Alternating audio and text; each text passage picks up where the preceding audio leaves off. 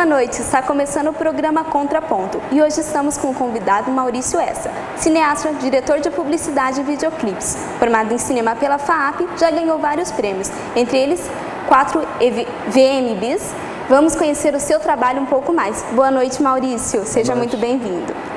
Como e quando você decidiu fazer cinema?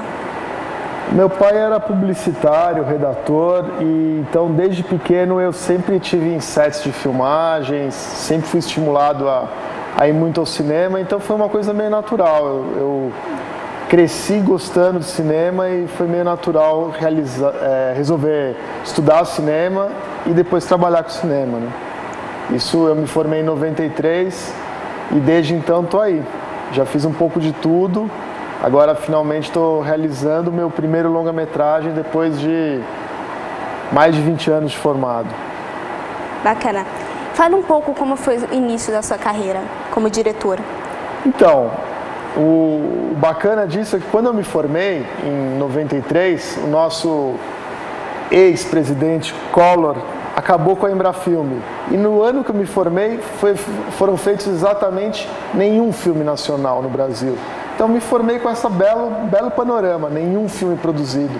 Então eu acabei entrando na publicidade, eu aprendi um monte de coisa, a publicidade foi minha escola, né? Eu trabalhei um pouco de tudo, fiz produção, fui ser assistente e comecei a dirigir depois de um tempo. E a minha grande escola foi a publicidade e onde eu comecei a me exercer mais foi com o videoclipe.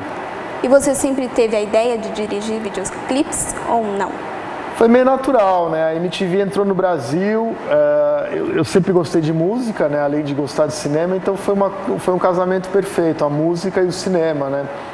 E a MTV, quando entrou no Brasil, precisava de pessoas novas, com vontade e a fim de fazer coisas com pouca grana e experimentando muito. Então foi meio natural um cara que queria começar a dirigir, ter a MTV e ter o videoclipe como uma plataforma de começo de trabalho mesmo, né? E como foi a mudança para publicidade, assim, como que... Então, a publicidade é onde tinha grana e é onde tinha os melhores técnicos, os melhores equipamentos. Então era meio que a forma de exercer o que eu gostava de fazer, que eu gosto de fazer, era trabalhar com publicidade e viver disso. Então foi meio natural. Eu cresci com a publicidade, aprendi com a publicidade e o videoclipe foi onde eu comecei a dirigir e aí, a partir do videoclipe, entrei na publicidade, né? Naquela época, no final dos anos 80, o videoclipe estava em alta, então a publicidade meio que usava muito a linguagem de videoclipe como inspiração, os publicitários usavam o videoclipe como forma de expressar, enfim, eu acabei virando o diretor de publicidade nessa época. Então os videoclipes te ajudaram para essa mudança? Com certeza, os videoclipes foram a minha grande veia de inspiração para muita coisa, né? E o que mudou nas produções nos últimos anos? Olha, na verdade assim, quando eu comecei, a gente fazia ainda em película, em cinema, com negativo, e hoje com a coisa toda do digital, mudou muito. Por exemplo, a internet hoje é uma realidade na forma que você divulga o seu trabalho e na forma como você tem que realizar para a internet, né? Então mudou muito, assim. Por exemplo, especificamente falando de videoclipe, antigamente um artista, uma banda independente não tinha canal, não tinha onde passar os videoclipes, porque a MTV não aceitava um videoclipe de uma banda independente. Hoje com o YouTube, com a internet, qualquer um pode fazer seu videoclipe com sua câmera de celular, sua câmera pequena, editar em casa e botar na internet. Então, na verdade, essa inclusão digital proporcionou uma forma de se produzir muito mais do que antigamente, né? E muito mais rápido, muito mais barato, enfim, então mudou muito. E nessa nova era digital, já que você falou da internet, o que a internet trouxe assim de novo foi realmente essa velocidade? A internet, na verdade, além dessa possibilidade de você fazer e postar muito rápido, muito fácil, a internet é uma linguagem nova, né? Então você tem que entender a internet, você tem que entender para quem você está mostrando e de que forma é. Por exemplo, você faz um vídeo para a internet, se nos primeiros segundos não tiver algo que segure, que seja interessante, neguinho já muda de vídeo. Então a internet tem toda uma linguagem que você tem que saber usar, né? Bacana. E teve algum trabalho assim que você ainda não realizou, que você tem vontade? O próximo. Eu vivo de desafios, né? E nesse momento eu estou acabando de realizar um desafio que é fazer meu primeiro longa-metragem. Meu próximo desafio vai ser meu próximo longa, meu próximo trabalho. Eu tenho vontade de fazer um monte de coisa, né? Não tem nada específico. Eu preciso fazer isso que eu quero, mas tem muitos desafios. Trabalhou com vários artistas. Tem algum, assim, específico que você vai assim, meu sonho é trabalhar, fazer um videoclipe? Queria fazer um videoclipe dos Rolling Stones ou do U2, quem sabe um dia. Sério? Conta mais sobre esse sonho, essa vontade. Ser fã? Não, eu tenho vontade de fazer, brincando assim, de fazer orçamentos maiores, possibilidades maiores de produção. Aqui no Brasil eu já trabalhei com os maiores artistas, assim, pop, desde Pitty até D2, Engenheiros do Havaí, Capital Inicial, muitos de hip hop. E, enfim, adoro fazer videoclipe, né? E quem sabe fazer um clipe internacional de uma banda grande seria incrível. E, assim, são vários gêneros, né? Do hip hop ao rock, você sempre se adaptando. Já me perguntaram qual a sua marca, né? Qual que é o seu...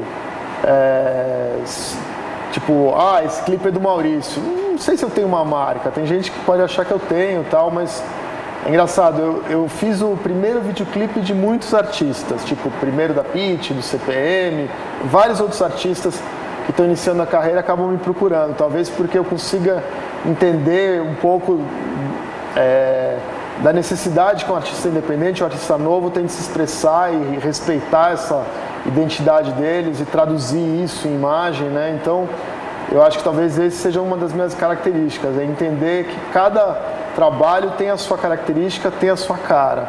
Cada trabalho necessita de uma linguagem específica para ele, né? Tá bom, Maurício. O Contraponto volta em instantes, não saia daí.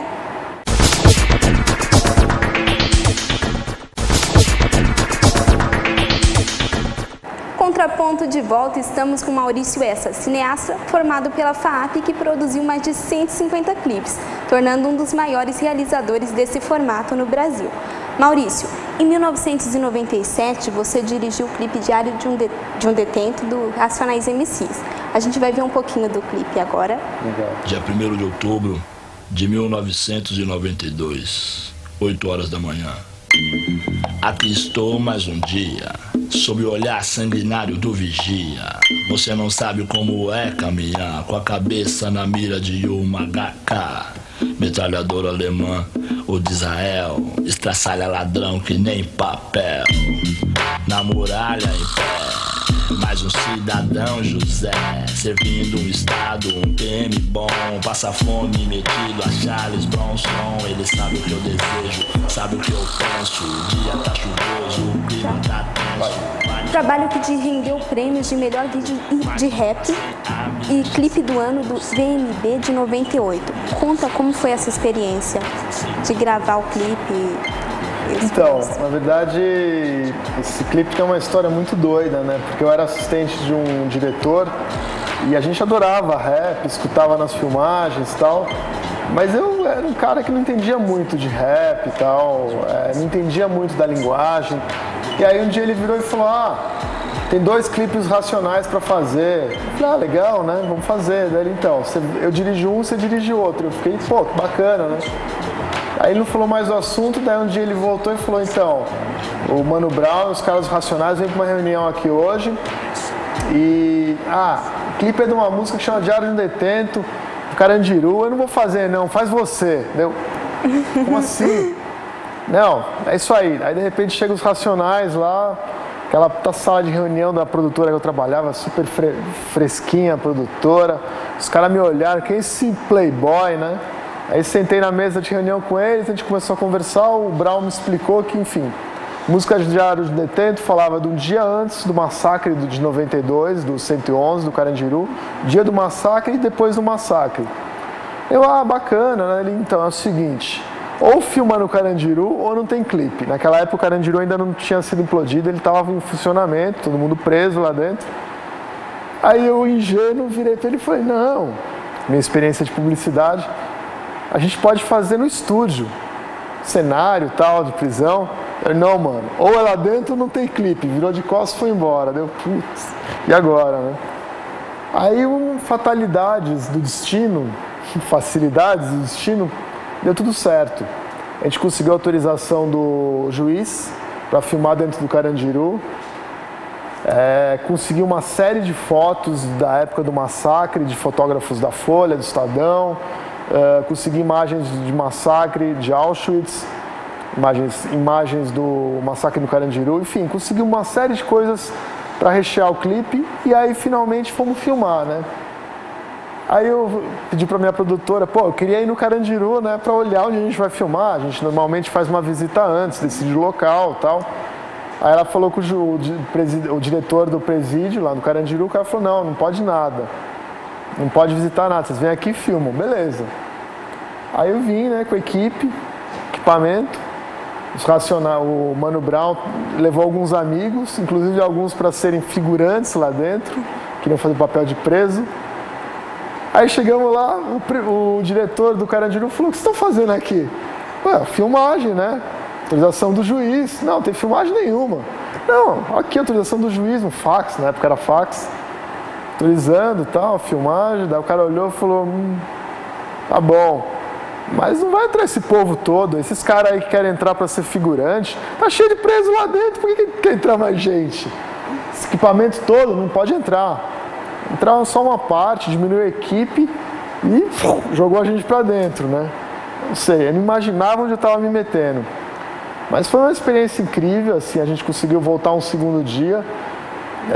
Eu fiquei o dia inteiro lá dentro, eu não fiz xixi, não bebi água, não comia. Tudo que eu queria era filmar, porque era tudo novo pra gente, era tudo muito absurdo, era um universo diferente. A gente foi a primeira equipe que filmou lá dentro do Carandiru funcionando. E aí foi uma doideira, porque a gente tinha medo, a gente não sabia o que a gente ia lidar, né? Mas logo a gente descobriu que para os presos, os Racionais eram ídolos, eram alter egos, eram caras que estavam contando um pouco da realidade deles, da opressão, da vida deles. Então, a gente foi super respeitado, os caras super cooperaram. O Brown toda hora tinha que parar para trocar ideia com um, encontrar alguém, tirar foto com o outro, escutar a história. Mas os caras foram incríveis, participaram. Tinha cena que eu ia fazer, daí o cara falava, não, mano, você está fazendo errado a cena não é assim. No dia de visita ninguém vem com boné, desrespeito com a mulher do outro preso, enfim. O clipe acabou virando um clipe super documental, né, porque era uma música de quase 8 minutos, que contava uma história. A linguagem do rap, principalmente naquela época, mais do que hoje, era muito documental, era muito foto-legenda, era muito historinha do que a letra dizia. E o Brown era um super letrista, era um super roteirista, né? E aí foi uma loucura, a gente filmou muito e deu no que deu, né? Ganhou prêmio, ele é considerado o clipe mais importante da história da MTV brasileira, ele representou o Brasil em Los Angeles, enfim, foi super legal, foi uma experiência incrível e isso também me ajudou muito na minha carreira, né? E como foi trabalhar com o Mano Brown?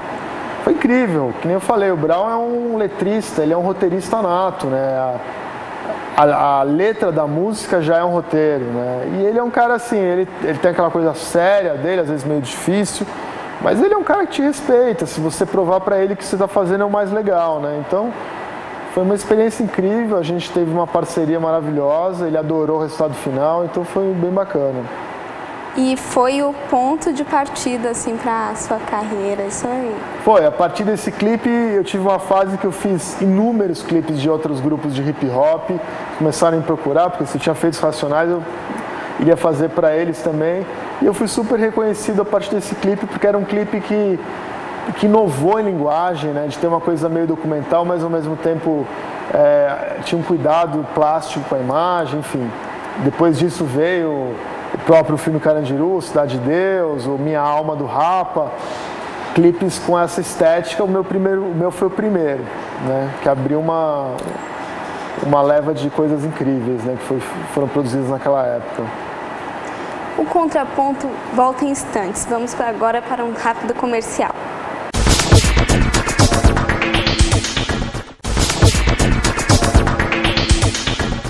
Contraponto está de volta e eu continuo com o cineasta Maurício Essa, que vai contar pra gente sobre seu longa-metragem Apneia. Maurício, como que está o lançamento, como que foi o preparo para esse longa-metragem? Então, eu vou lançar agora em 6 de novembro, né, o Apneia, que é meu primeiro longa-metragem. Foi uma experiência incrível, né, eu ganhei um prêmio de roteiro há exatamente 6 anos atrás. Nesse período eu escrevi o roteiro, batalhei grana, captei grana e esse ano de 2014 finalmente eu realizei. Eu filmei o longa em maio e desde então estou editando e agora a gente lança em novembro, né? Vamos ver um trechinho do longa-metragem do clipe. Eu vou arrumar alguma coisa em que eu seja boa de fazer. Come, não dorme. Luísa, acorda! O que você tem quando dorme? Tenho a apneia do sono. Pelo visto, vocês não fizeram colégio de freira, né? Aquele menino é muito gostoso. Divide ele comigo. Às vezes eu me pergunto, como é que será que os outros me veem? Eu não vou me vender tão fácil assim. Você não confia em mim? Gosto de levar umas boas palmadas. Eu gosto de um bom sexo. Você não acha que tá na hora de se largar esse cara, não? Ó, não é lugar de menina se divertir não, hein? E pra senhorita? De você eu não quero absolutamente nada. Não, amiga, eu dormia pros fracos. Sabe como é que é? Todo casal tem problema. Fica comigo. Eu não sei o que eu quero. Cris! Cansada de balada tudo igual. I buy you, I buy her, I buy everybody here. Deixa eu falar, você acha que você tá fazendo o quê? Vocês não sabem que essas patricinhas são capazes. Esse lugar tem regra demais, eu canso. A maldita, esse fantasma de poder você! O que você quer, Cris? Voltar no tempo? Que gata. Que isso? Que você me convenceu a fazer isso, eu não queria.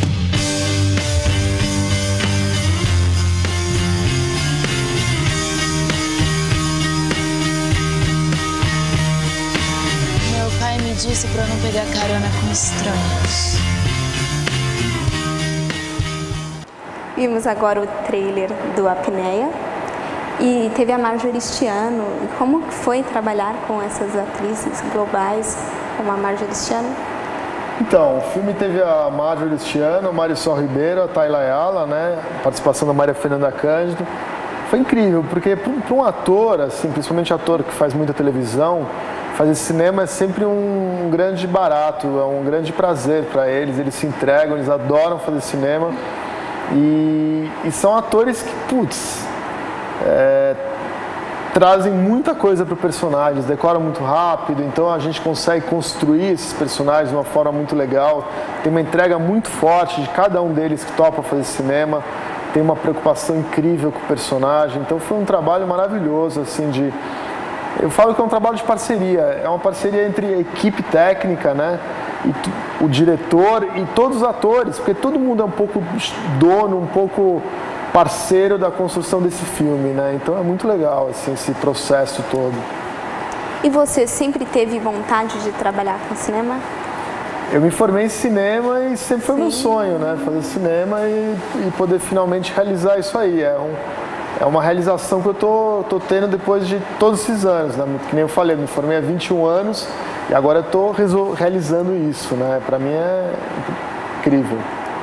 Tô vivendo um sonho ainda e acho que quando eu ver ele na tela grande, assim, as pessoas no cinema assistindo, gostando, não gostando, vaiando, curtindo, compartilhando, convidando, vai ser uma experiência incrível, né? Meu filme é um filme que tem uma história, é um filme muito feminino, né? São 3 protagonistas, as meninas, mas é um filme que tem que conta um pouco muito do universo jovem, de pessoas que estão se formando e não sabem o que vão fazer da vida, que estão entediadas, né? Então tem toda uma discussão por trás. Então nesse momento a gente está trabalhando muito com mídias sociais, muito com internet para divulgar e para tentar levar as pessoas para o cinema, né? E como foi a criação do roteiro? Então, eu ganhei um prêmio de roteiro, de um argumento, na verdade, uma ideia, e comecei a escrever. A ideia, na verdade, partiu um pouco da minha experiência de vida e de histórias que amigas contavam. E foi um roteiro que eu escrevi meio que sozinho até um certo ponto. Depois algumas pessoas me ajudaram e no final uma roteirista escreveu comigo, mas foi É engraçado, porque é um filme muito feminino, né? Talvez é porque eu gosto de mulher, então acho que se explica isso. E você tirou do seu cotidiano e você que criou... Um pouco, eu tirei um pouco do meu cotidiano, a história, mas, enfim, é uma história que eu quis contar porque, às vezes, era uma época que estava fazendo muito filme de favela, muito filme, muito barra pesada. E, na verdade, meu filme é sobre meninas ricas, ou meninas de uma classe social um pouco mais abastada, mas, na verdade, é para mostrar que, apesar de elas terem grana ou não terem grana, não importa. O meu filme é sobre mulheres que querem ser amadas, né? Que eu acho que isso não tem classe social, não tem idade, não tem, enfim. É um filme sobre mulheres que querem amar. Então, no dia 6 de novembro... A Pinéia, todos os cinemas que ele conseguir entrar. E... outro clipe que você fez, que teve muita repercussão, foi o Kong, a música Kong do Alexandre Pires. Para você, o que se deve a tanta repercussão? Polêmica. Na verdade, esse clipe, o Alexandre Pires me chamou e falou, eu tenho uma ideia, eu realizei a ideia dele. Ele falou, vamos se divertir, é uma bobagem. Vou chamar o Neymar para fazer uma participação, na música tem o Catra. Vamos botar uma galera vestida de macaco e vamos tirar sarro. O Alexandre Pires quis isso e a gente fez. A filmagem foi super divertida. A polêmica que deu, na verdade, foi uma polêmica besta, que eu acho que não se justifica. E, enfim, não tem racismo, é uma brincadeira, é uma bobagem. Tem coisas muito piores nesse país, né? E perdeu-se tempo com uma bobagem e não levou a nada, né? No final, o clipe teve só publicidade grátis. Você se assustou com a repercussão, assim? Não me assustei. Eu achei tão bobo. Algumas pessoas quiseram me entrevistar na época, a Record quis me entrevistar. Eu falei, não tem que falar nada. Entrevista o Alexandre, ele que é o artista. Eu não tenho nada a ver com isso. Eu só realizei, eu não vou perder tempo com essa polêmica, que pra mim não me interessa essa polêmica, né? Então... eu fugi do que eu pude dessa polêmica que não me interessava, né? Encerra hoje Contraponto, chega ao fim. Obrigada, Maurício, pela presença. Você quer deixar algum contato? A galera que quiser entender um pouco, conhecer um pouco do filme, tá lá no Facebook, a página do filme, a Pinéia o Filme. E é isso aí, galera. O negócio é fazer, realizar, independente do tamanho e da forma que tem que ser feito. Faça. Muito obrigada. Então ficamos por aqui, até o próximo programa. Boa noite, até lá.